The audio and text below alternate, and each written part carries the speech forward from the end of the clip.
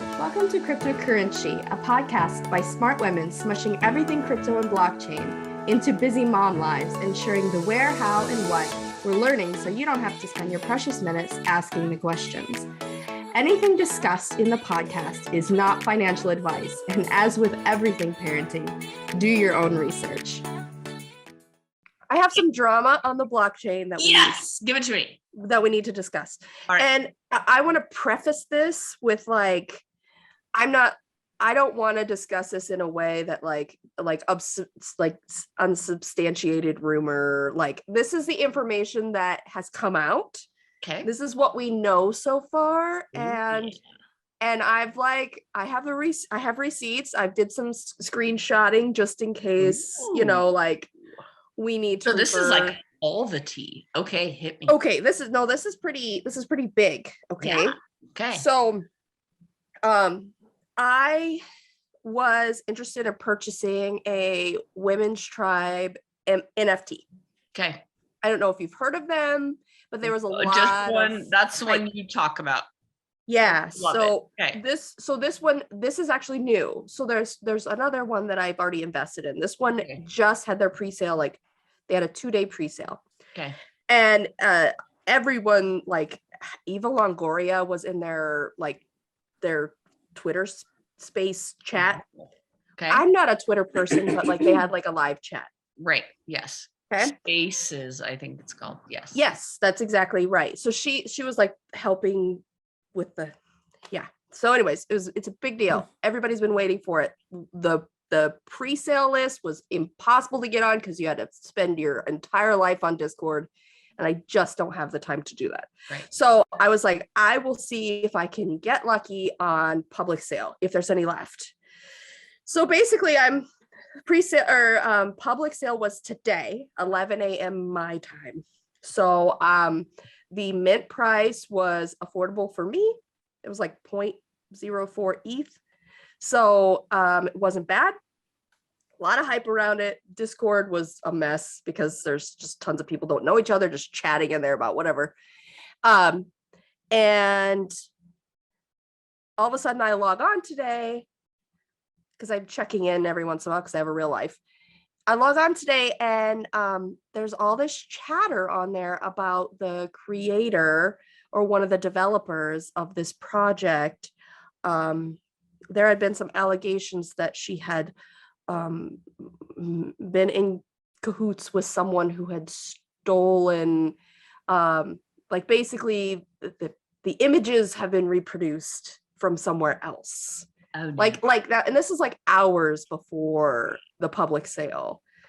Like the floor is private sales have already happened. Private sale was still happening. Like private sale lasted for like 2 or 3 days. So like it was like if you were in private sale, like you could still purchase, and people were buying, and you could mint 3 if you were in private sale. And then people were listing them on OpenSea and the floor. People were purchasing them for like 0.04 and then listing them for like 3 ETH. And then like they were like, or 3.3 or like 0.6 right. ETH. And so people were making a decent amount of money off of something that they owned for like 10 minutes. Not a bad return. Yes. Yes. So that had been happening for a couple of days. I could see that I probably wasn't going to get lucky in public sale by the way things were looking, because there was only 10,000 and 7,500 had been sold as of like yesterday. So anyways, all this happened. I'm looking at the Discord, and Discord chat is just like an online chat where people can just, people just talk. So I'm like, I don't know what's going on here. So then the developers of the project of Women's Tribe sort of made an announcement and tagged at everyone in the Discord. Right. And they were like, hey, there's been this allegation. I think they meant to like douse the fire, but instead now like everyone on the there's like 13,000 people on there. Now everyone knows like that there's something happening. And so then the chat just I was a dumpster fire. The chat was an absolute, it was a mess. For any of you who didn't hear, and we were trying to keep this quiet and get it wrapped up, here's the announcement for everyone. Yes, that's kind of what happened. So, and I don't, again, I'm trying to like talk about this in like sort of a neutral, like, but Right. like I was there for it and that's basically what happened. So, um, okay. So there's a whole like story behind this and it involves crypto chicks. So are you belted in? Because Oh, I have notes. no, clearly. I Okay. am not, I mean, oh yeah, let's do this thing. Okay. So crypto chicks is a really popular women's led project, which what Yeah. was one of the reasons that I'm cued in on it. I don't own any crypto chicks because I'm priced out. But I think I think they're cool, and a lot of people have them. A lot of celebrities have them. People that sport NFTs. So if you don't know what they are, that's what they are. They are cool. They look cool. People buy them. So basically, Crypto Chicks, the creator of Crypto Chicks or the artist, her name is Polly, and you can find all of this like on Twitter because they have all of their team docs. So you can look and see this. So this is where I'm getting. This is where I'm getting this information, okay? So Polly is the creator of Crypto Chicks, the artist. And basically this morning or late last night at some point, there was news that came out that she had basically the OG version of Crypto Chicks. She had copied like it's like a carbon copy of this other artist's works named Amanda in 2018, and she lives in Brazil. So Oh, this golly. is again, you want the detail, you want the sordid details, you can find it all on Twitter. I'm not going to go into that. So right. Amanda, Okay. you put these two pictures side by side. They're the ones where like I don't know if you know the OG Crypto Chicks, but they've got three eyes. Okay. And the snarl like with the lip and whatever. Yeah. Anyways, so you put these two side by side, they're the exact same image. I mean, almost the exact same image. It's Polly is saying she got inspiration from Amanda. But 99% of the inspiration came from Amanda. You could lay them over the top of each other. They have the exact same lines. Okay. Yeah. So Polly creates Crypto Chicks, the OG Crypto Chicks. So the creator of, and this is how I got into all this, the creator of Women's Tribe is on Twitter is NFT_Izzy. We'll just call her Izzy. And she's the creator of Women's Tribe. Women's Tribe hired the chief marketing officer for Crypto Chicks to advise them on the Women's Tribe project. Weird. So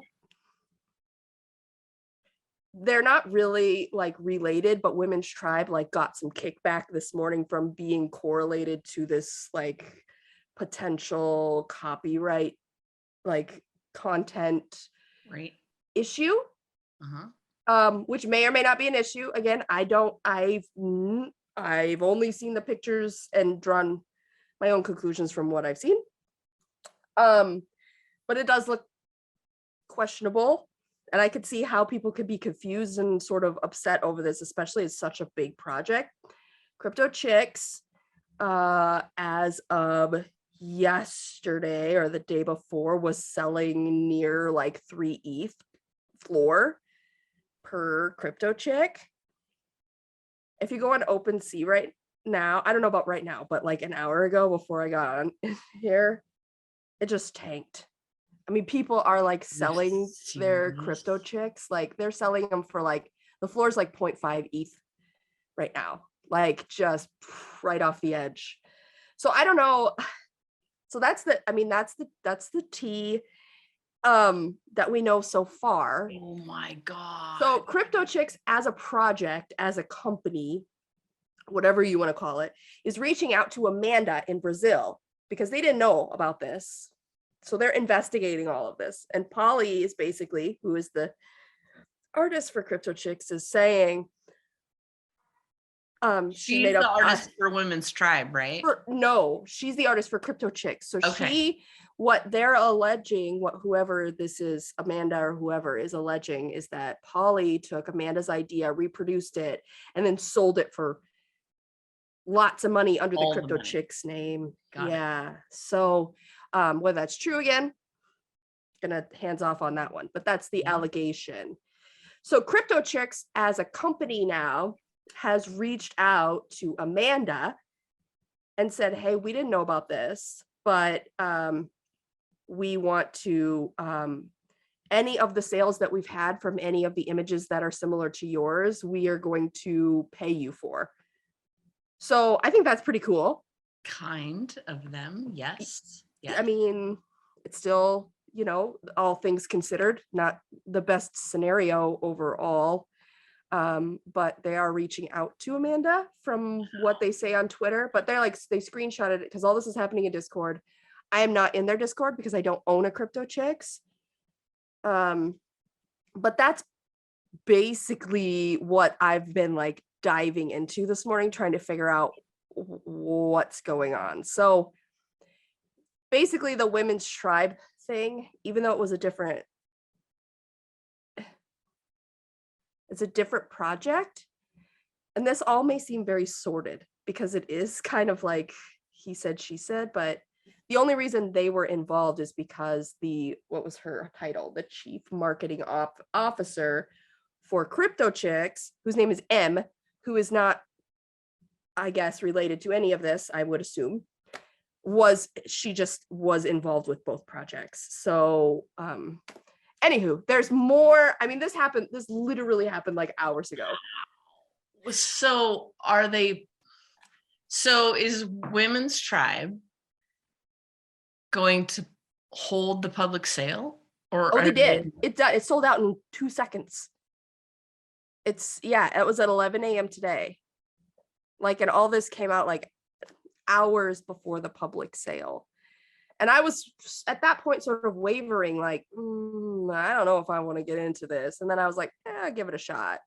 But no, it sold out. And then once it sold out, the Discord was an absolute dumpster fire because what's happening to the Women's Tribe ones? They're fine. Obviously they're being listed, right? Their public sale, so they're 100% sold out. They had 10,000 items. But are they being resold? Obviously anything that was on the public sale is probably being relisted right now and going to be involved in this whole big. Well, possibly. The thing is like Women's Tribe is only involved in this because they had a lot of hype around them, and their advisor is the chief marketing. So it really is officer. The two Crypto Chicks that are talking about. It's really just this like Amanda Polly issue. Got it.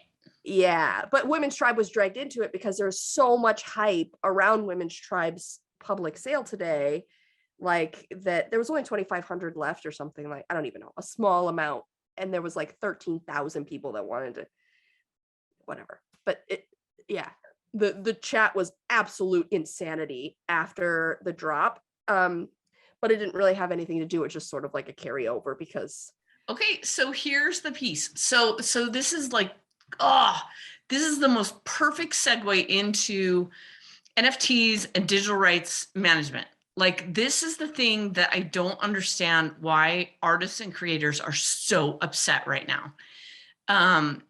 Because they're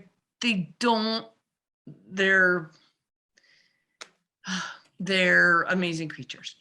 And also, so this right here to me proves out why digital rights management, why the blockchain for creators especially is immensely valuable. This wouldn't even be an issue if who was the original creator? Polly. Polly is the original creator for Crypto Chicks, yes. And then Amanda took it and resold it, right? No, okay. So Amanda designed the designs in like 2018 individually, from my understanding. So Amanda was first and then Polly, right? Yes, okay. Yes. So let's rewind and let's imagine if Amanda, when she created that first one, would have put it on the blockchain, right? Images on the blockchain, it's assigned to her, she's the creator, right, that's immutable. Like, so it shows that image, right?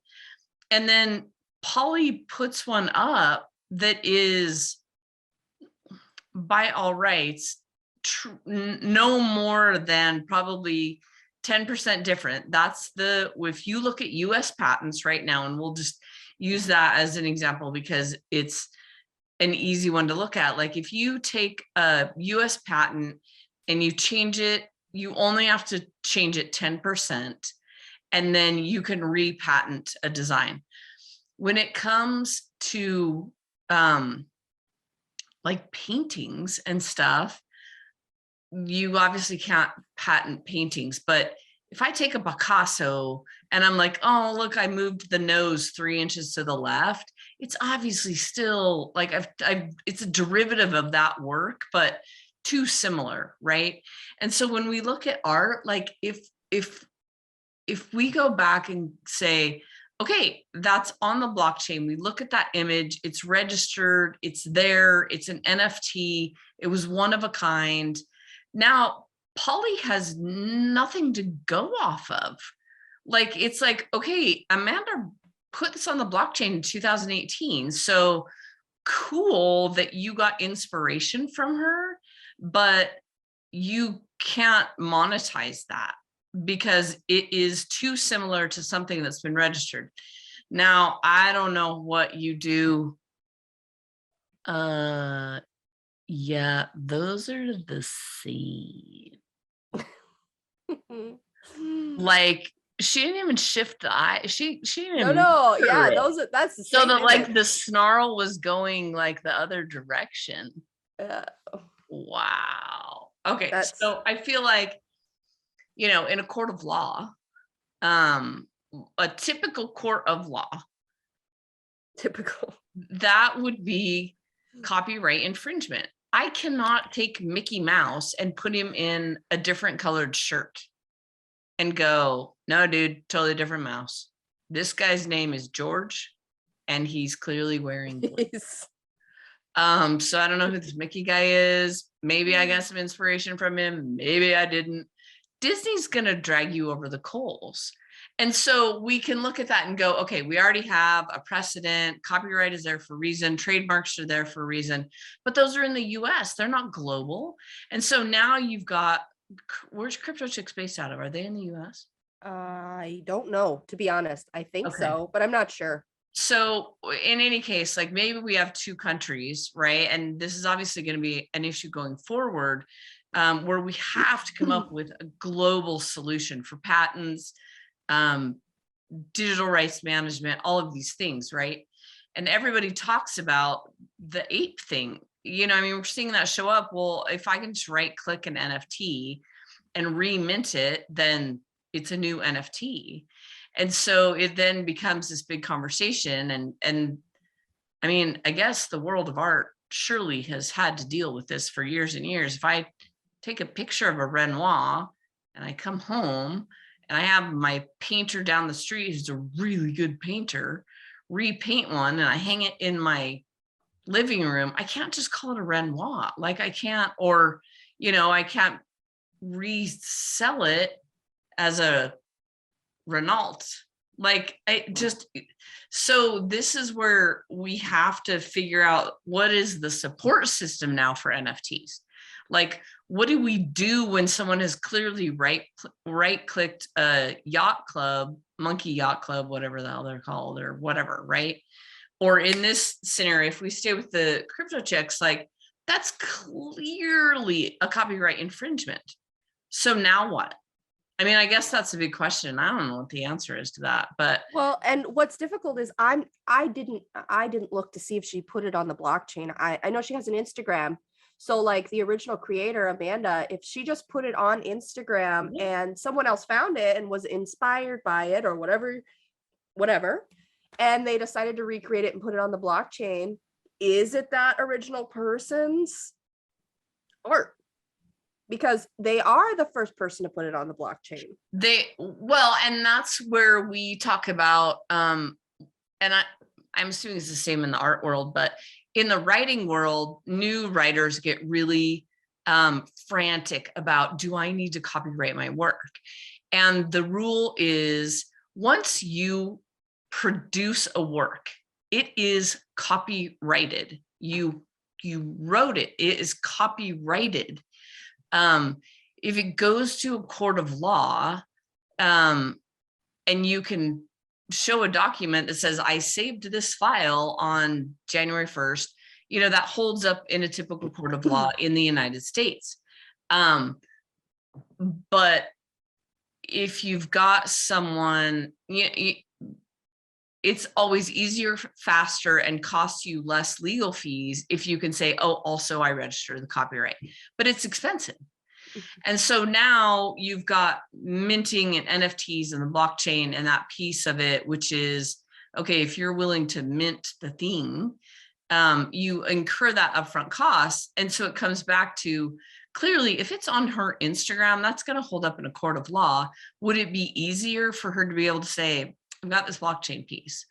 I think that is where we're headed with NFTs, where in a perfect world, Polly wouldn't have even been able to put that on the blockchain, because the first thing that would have been built onto any NFT platform would be an AI that does a Google search and says, sorry, that's already been registered. And I've talked to projects that are already there that you can't put a work up on their blockchain because it's their, you can't screenshot a work, you can't, like, they've all of these security measures put in place to prevent that from happening, to prevent the piracy. Like, that's what we're trying to build. Like, that's the whole point of this, is how do we eliminate the possibility for piracy where the original creator isn't getting credited or any money.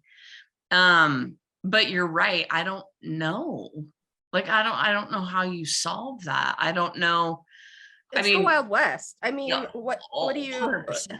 like? You try to make sure that you're doing, like, as an artist, like, I feel like you'd be constantly trying to protect what you're making, like, and one of those ways is to put it on the blockchain, but not everybody knows about it or is savvy enough to do that. Right. Like, not everybody's tuning into this podcast or like watching our Instagram or, like, whatever. I think content creators, like, on Instagram, like, I think they would be a huge market for this. They would, but they're so mad about it. Like, there's like, I can't even tell you, like, the vitriol that I saw on Twitter when Twitter moved to the hexagon. Oh my gosh. Like, the creators on Twitter were so angry about NFTs. But people get angry about change no matter what. They do, and they don't see it. And I told you guys, like, I got totally pulled into an NFT witch hunt at the writers conference I was at, because they're pulling all the myths that we're trying to demystify, that are everybody gets upset about the environmental impact and all of these pieces, right? The gas fees, the gas, everything, right? That we're trying to demystify, that we're here to try to educate so that we can bring these creators on and say, okay, you guys, like, I know this is different. I know it's new. I know it's changed. Here's why it matters. And to take a case like this, to me, this should be the poster child for NFTs and why it matters and what this could possibly mean for a creator, other than it's a giant mess. I mean, it really, so not solving it. Let's move past the crypto chicks thing for a second. Like, let's talk about NFTs from a, like, non-art standpoint, which I think a lot of people messy. Yeah, well, and I think that we've pretty much gone as far as we can go with that, like, there's only time will tell. Like, we've got to sort that out. But so like let's talk like specifically to people who are like content creators on Instagram or like Pinterest, or like they're making their money off of social media, Yeah. and they have great content that's engaging to their audience, whatever it is that they're trying to talk about, whatever their platform is. But they're constantly, because once they reach a certain level of success, people start stealing their photos Mhm. and listing them online for products that don't exist, and like scamming people out of Yes. money because they look great, and this is their job, right? Like that's their job, is to want you to get to like want this item or whatever it is. But like when it comes to something like that, if you have like an Instagram creator, an influencer or something like that, can you take that entire account and like NFT it?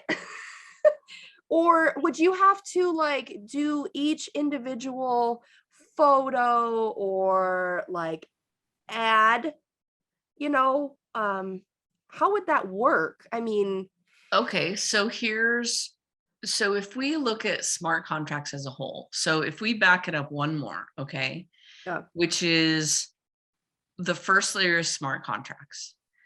And if we look at that and say,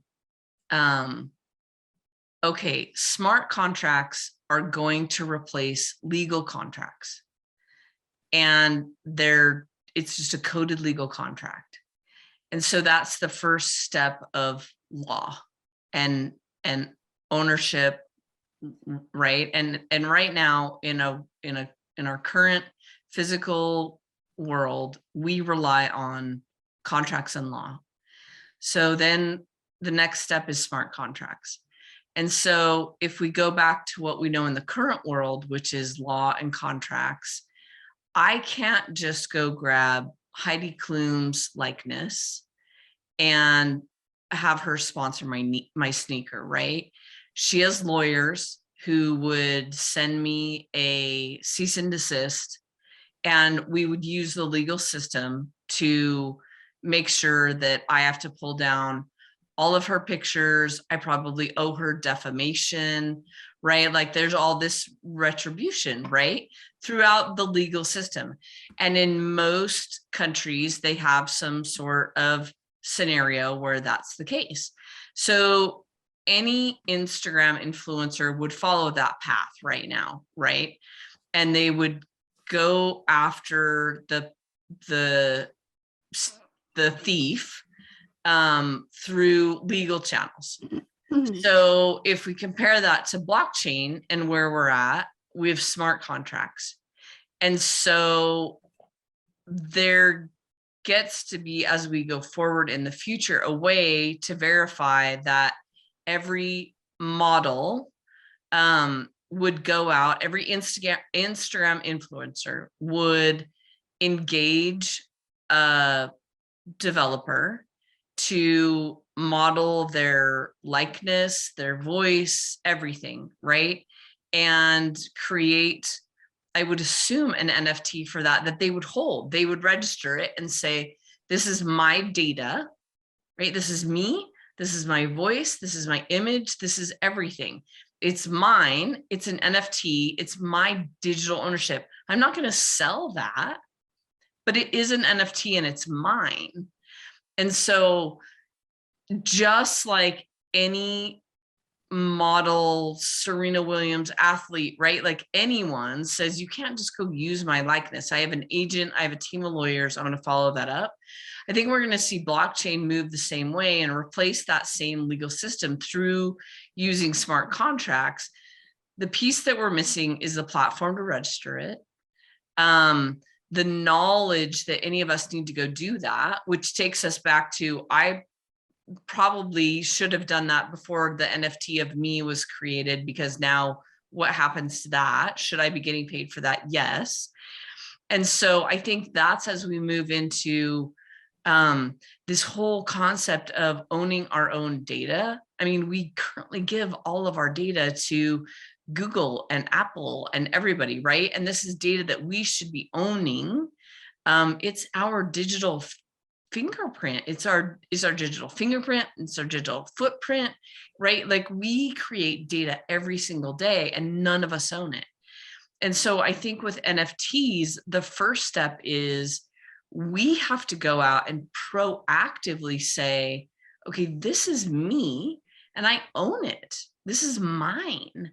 Here's the proof of it. I'm never selling that. Or what I'm willing to do if I'm Heidi Klum or Serena Williams or, you know, some sporting fellow who's really important. I was trying to come up with one. I'm like, who's a sports ball guy? You know, with the things, the hoopy things. The thing, win the points. Yeah, and they go the goalie people. If they were to register their likeness on the blockchain, they could then license it, right? And they could go out and say, and so if I'm an Instagram influencer, step one, regardless of how you feel about NFTs, create your own NFT of yourself and don't sell it. So that right now, it's just like when all of us, I mean, the best scenario I can think of is when we all bought our own names as domain names. That is this 100%, that is this do-over right now. That we all were, and some of us were really late to the game, right? Of owning our own name as a domain name.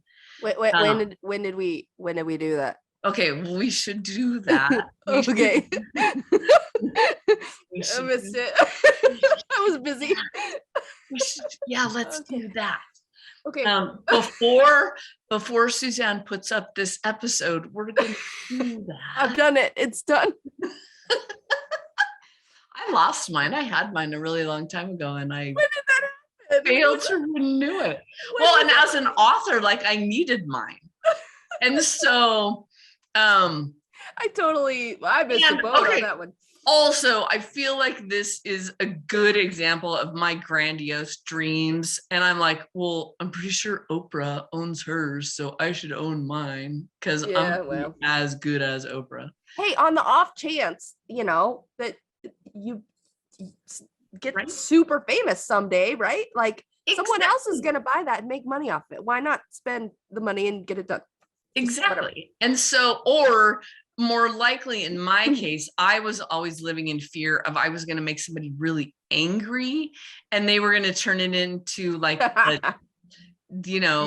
some sort of dirty diaper disposal site or something awesome. So I was like, I tend to make people really angry. So I should just own that for preventative measures, less about me getting famous. And so also before Suzanne posts this episode, we should make ourselves into NFTs.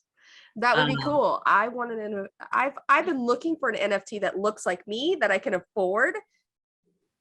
Let's get some. I can't afford very much. But we'll be the first 3 she NFTs. I think that'd be cool. I think that would be way cool. And that would be super cool. No, this is brilliant. Okay, we have to do that. Do any of us know how to mint our own NFTs? Yeah. Listen, I didn't even know we were supposed to buy our domain names or whatever it was. So I'm just I'm doing my best over here. Okay, it's fine. It's fine. We'll figure it out. We're still early. We're all still early, right? Yes. So that would be the first step. And then as an Instagram influencer, then when Pepsi comes to me, which Pepsi, I'm totally willing for you to come sponsor us.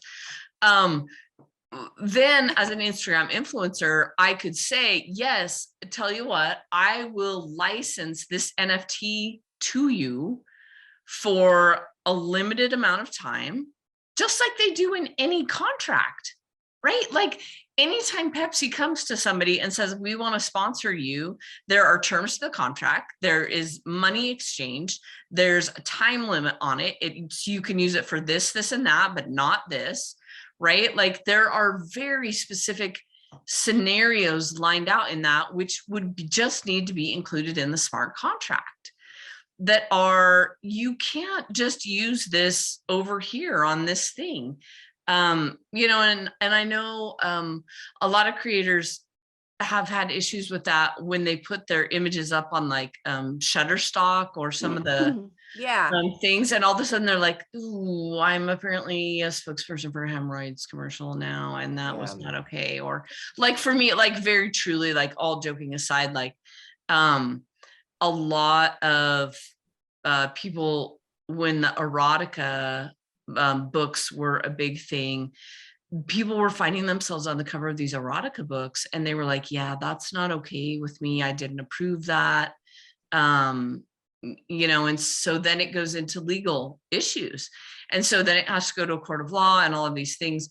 I think we'll move rapidly into this space where there's going to be technology, because it's blockchain, right? Like that's the whole point, that it's going to go out, it's going to look for that image and say, oh, okay, that's in direct conflict with this contract that you're trying to execute. You can't execute this contract. Like that's the whole point, is getting rid of the middleman, getting rid of the court of law. A smart contract just executes and says, sorry, you can't use this NFT of Hannah because you don't own the license to it. So no.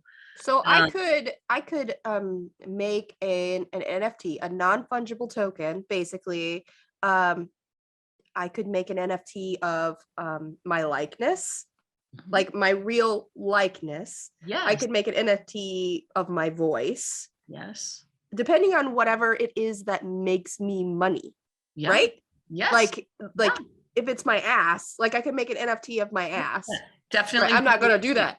But definitely do your feet, because that's a thing. Yeah, that is a thing. I have heard that.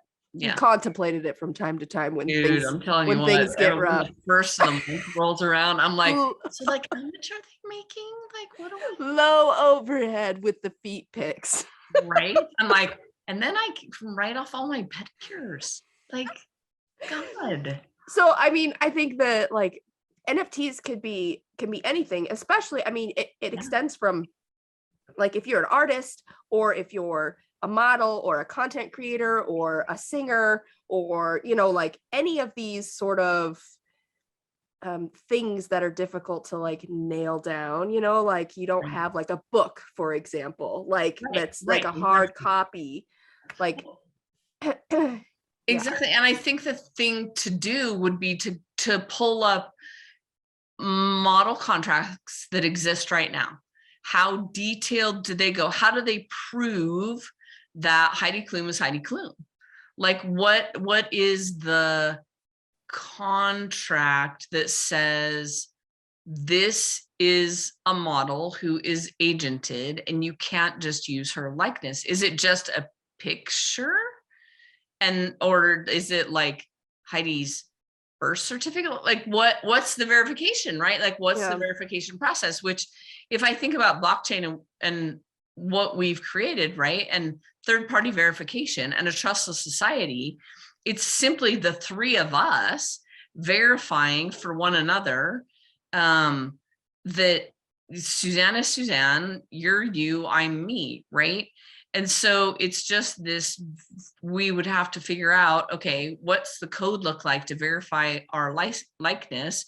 Is it that you have to be, you know, it's your passport, right? It's all the things that we see right now that happens when we get a wallet, right? Okay, well, you have to have a formal document. And so maybe it is just the current image of you, you know, an image, you know, I don't know what that looks like, but yeah, some way to verify that you are who you say you are, which is what we have to do right now to get a wallet anyway. So it's just one step further to that, and then saying, okay, I have an NFT of me now. Imagine you're a content creator, because I know we're all like on social media, like 99% of the people that are listening are on some sort of social media. Yeah. And maybe you follow a celebrity and you've seen their pictures plagiarized, reproduced in a place that you know that they did not agree to. Like you're very, like they would have said no to that agreement. Mhm. Imagine that you are that person, that content creator. And if that xyz.com use your likeness to try and get someone to buy something of theirs, you did not agree to it. The blockchain recognizes, the smart contracts recognizes that that's you, automatically executes a smart contract, sends them a bill for $10,000 Yeah. saying, you used my likeness, now you owe me money. Right. They don't pay. The smart contract automatically executes like some sort of law function at that point, and they get fined or a lien of the right, website. like ideally like it would end up being like a lien or something where Right. you go to renew your driver's license and it's like, ooh, what is this thing that says Yes. you stole a thing? And furthering that, what if Heidi was, let's stick with the Heidi Klum reference, what if when it's Heidi's picture that they see, and Heidi has said, look, I'm willing to create a bounty token that if you see a picture of me anywhere that is not something that I would ever be on, and you report it, and so that the smart contract that can execute, you get 3 Heidi Klum tokens, bug bounties, basically. Now, all of a sudden, your favorite artist that you love, adore, have, like when you see her on stuff, right? Like she's just your favorite. Now you have like 3 Heidi Klum tokens, which maybe you get to exchange for merch or a birthday greeting or something, right? And so now you have this whole creator ecosystem that basically everyone's invested in protecting her brand and making sure that as a creator, the thing that happened to Amanda never happens to a creator again. And now you have your super fans that are out there protecting, helping to protect. And now you've just created a decentralized scenario where you don't need a centralized army of attorneys going out and trying to find all of these scenarios. You have a decentralized, autonomous organization that is protecting your brand as a creator. And the rewards for that are something that your super fans already want. And it's just enhancing your brand. What you just described for our listeners is Web3. Yep. Where you own your data. Facebook does not own your data. You own your data. You can decide to sell it as coins or NFTs to your supporters, and it is completely decentralized. There's no company that is mining you for information to sell to other companies. Like that's Web3 in a nutshell, what you just said. So, I mean, like, we'll probably be talking about Web3. We've been putting it off because it is kind of complicated, but we just kind of like went right there. So, I mean, that when you hear people talk about Web3, like that's it. It's a completely decentralized internet on the blockchain. Yes. Where everything is happening automatically and you own your data, you own what you create, you own everything that you own, and you decide what you want to do with it. And you can start to profit from it instead of Google and Facebook monetizing what you're putting out there. We're all content creators, every single one of us. Yep. So there's lots of, you could, an NFT could be anything, as we've just discussed. There's so many, we could go on for hours. And I know this is one of Jen's things. Like, I know she loves it, being a writer, and like, like knowing that it's just, from knowing you, Jen, I just feel like this is like your moment, This is my, and This is why I get really frustrated. And I know I do a really bad job of communicating it because I'm so impassioned about creators seeing past the crazy pants, because it's easy to look at what we're seeing in the NFT space right now. Mhm. And even if we look at this conversation and where we started with, oh my gosh, this creator got stuff stolen. Now what? Now what? Now what? And it's like, okay, hit pause on what we're seeing and let's look at where we're headed Mhm. and what it could be and where we could go. And so that's why it's such a hot, triggery subject for me, because Yes. I Well, want them to get it. I think people see NFTs, and all they've heard about is like art, like Yeah. you spend, like I could buy the Mona Lisa if I had the opportunity and the money, which I don't, and I don't. But and then you'd own the Mona Lisa, like that would be yours. But you'd have to be, I would consider that like a pretty eccentric collector. Like Yes. you would be very passionate about that purchase. And I Right. feel like that's how people look at NFTs right now. Like it's the eccentricity of collecting the NFTs. Like, why do you need that? Well, I like it. Why does it Well, matter? we can talk about that. I mean, But hold on, let me finish yes, this up sorry. because I'm gonna go somewhere with this. Do it. NFT, and I don't think people realize it. When you purchase an NFT, you purchase a JPEG, which is just a picture on your computer, but you have the full rights to that JPEG. Like you can decide to loan it out to a museum, or you can decide to, lend it out to an individual or an organization or a company and get paid for the rights for that image because you own it. You purchased it, just like I would purchase the Mona Lisa. It's mine now. You can print it. You can destroy it. Like it's yours. You own 100% of that item. So the other thing about the NFTs and the art, which I want to hit on, is usually art NFTs come with benefits. So the expensive ones, like if we're gonna talk about like Bored Apes, and like you see all these NFTs being sold for millions of dollars, like $23 million, I think something sold for recently. I don't remember what it is. I'm getting really excited and I'm losing my breath because I'm pregnant, because that is just a wonderful byproduct of that whole experience. But the thing is when you purchase an NFT, you also get a membership into an exclusive club. And that's what people want. Like you own the art, but it's basically a token of your being in this club. And sometimes that club comes with like celebrity friends. Like only rich people can buy that NFT, or maybe it comes with a house on the ocean in Belize. Only NFT owners who are verified because they're on the blockchain can visit that home for free.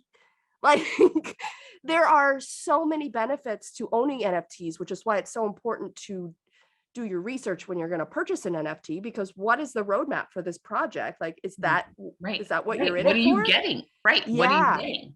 Yeah. And some NFTs pay their holders back. Like I own some NFTs where every sale goes back into a community wallet, like a portion of it, like 5% of every single sale goes back into a community wallet. And some of that, like every month that's donated to a charity of our choice. Or some of it comes, like in some projects, it goes directly back to the holders, and then we can invest that back into the project. So it's more than just buying a JPEG. So much more than that. Yes. Like And it's this is so like much more than that. the art part of it is just the beginning. Like it's just Oh, it's just like 100%. the entrance to everything that could be NFT'd.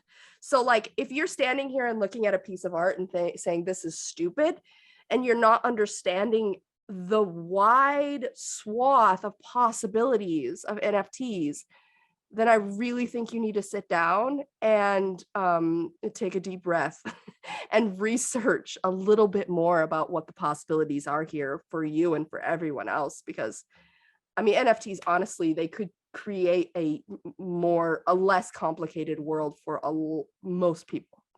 Well, and that's, I'm so glad you just brought up all of those, because if we think about a real world example, you look at Tesla owners, right?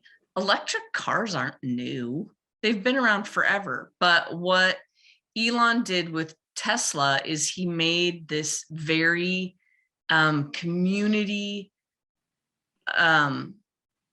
centric scenario around an electric vehicle that wasn't new. Like, we had electric vehicles before that, but if you look at Tesla owners, and now imagine if every Tesla was an NFT, and instead of that being a centralized organization, if Tesla were a decentralized organization, and a sale of every Tesla went back into a community pool, and everybody got a portion of a seat on the next rocket or whatever, right? I mean, obviously there's some crossover with SpaceX, but what if everybody who owned a Tesla got invited to a special lunch with Elon, right? Like, if we look at these real world communities that exist, it's just a progression from, yes, we're talking about art right now, but this is going to pervade everything. Or we look at college football, and if you could have an NFT of the new starting quarterback for a team in Texas or something, and that gets you into some elite club that is beyond just wearing an orange sweatshirt. Like, if you really think about, You can do that. I invested in that project. It's a real thing. yeah, okay, yes, yay, see, like, Yeah. like that. And so if we think about that and what's out there that is happening, that are existing projects that are out there, it's so much bigger than NFTs. Yes. So much bigger than NFTs. If I could have bought a Beyonce NFT way back in the day, when I was like, oh, that girl's going somewhere, and now would be able to participate in her success, like, are you kidding me? Sure. Well, you get so many benefits of being an early adopter and like helping her succeed from her directly. Like, you guys would be like BFFs, right? Like, if you like supported her besides just buying her album back when she was in Destiny's Child, like, and you like actually physically was like, hey, I want to buy your stock, basically. Exactly.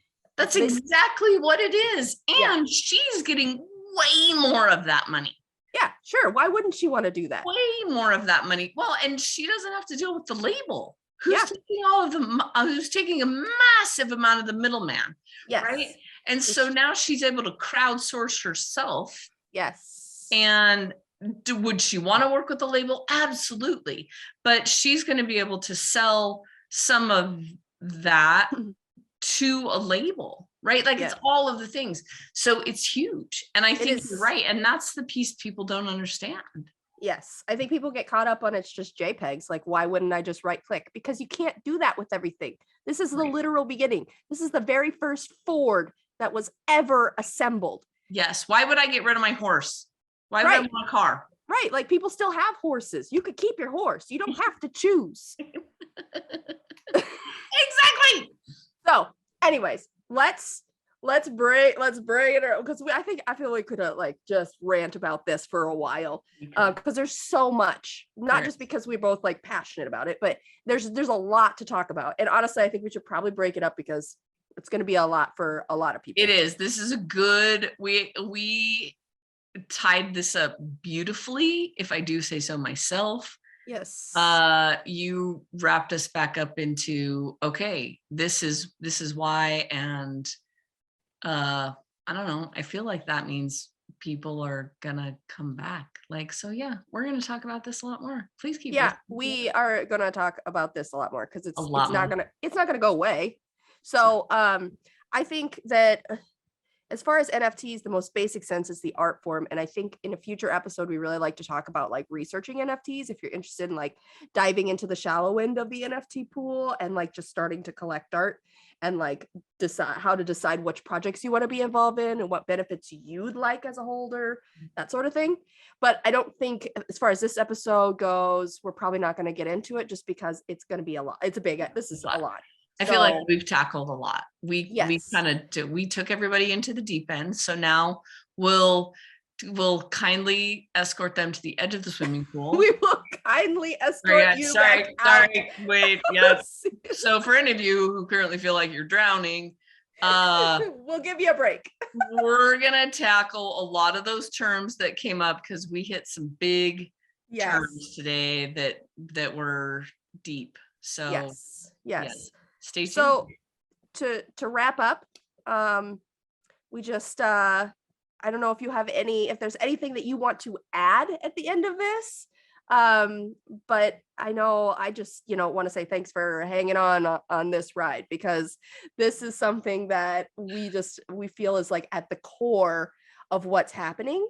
And it's really, really important to talk about all of it. And it's impossible to talk about all of it at one time without being completely overwhelmed. So as far as NFT goes, I think that's pretty much all we have for you today, but we have a whole boatload for you next time you tune in. So please come back.